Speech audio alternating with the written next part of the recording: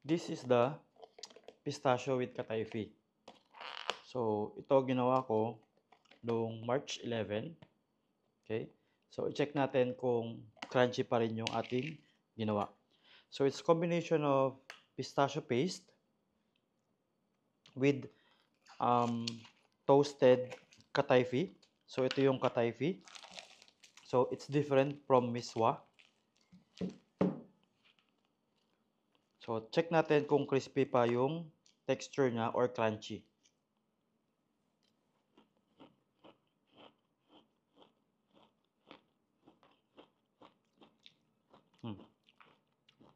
Sobrang crunchy pa rin ng texture niya.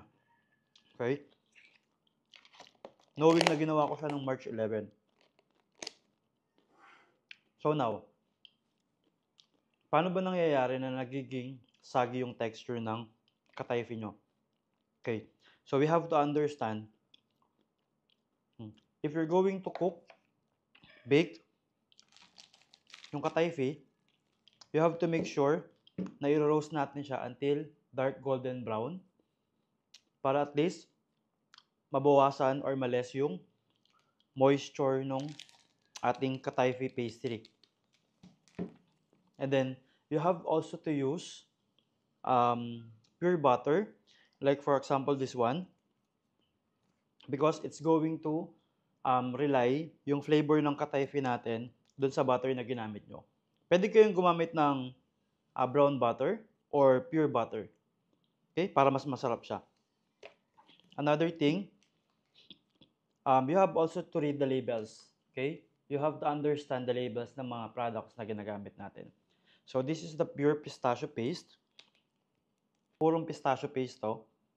So, kailangan nyo lang is at least 4 ingredients para gumawa nito. Real pistachios, confectioner's sugar or icing sugar, salt, and vegetable oil.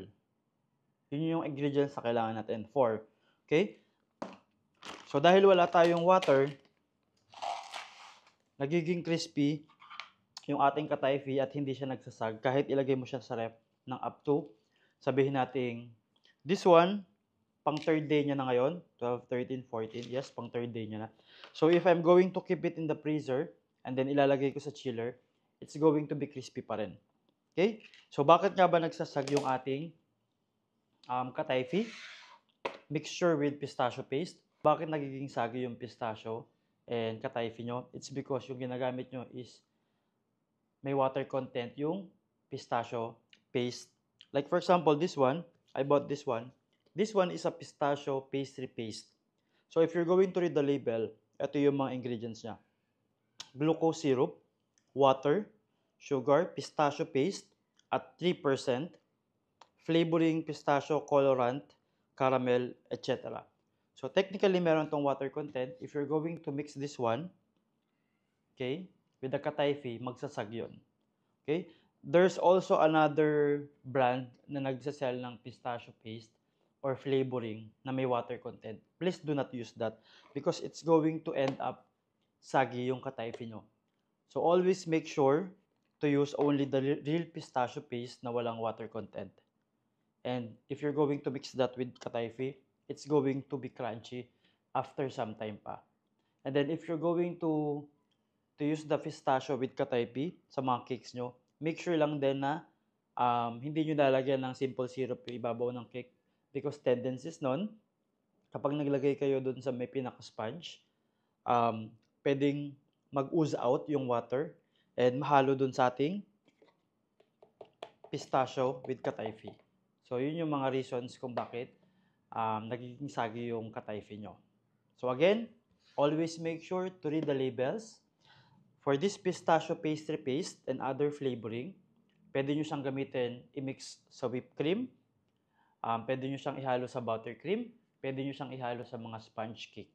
Okay? But if you're going to mix it with your Katayfi, it's going to be soggy. And gawa na lang kayo ng pistachio paste. Sobrang dali lang nito.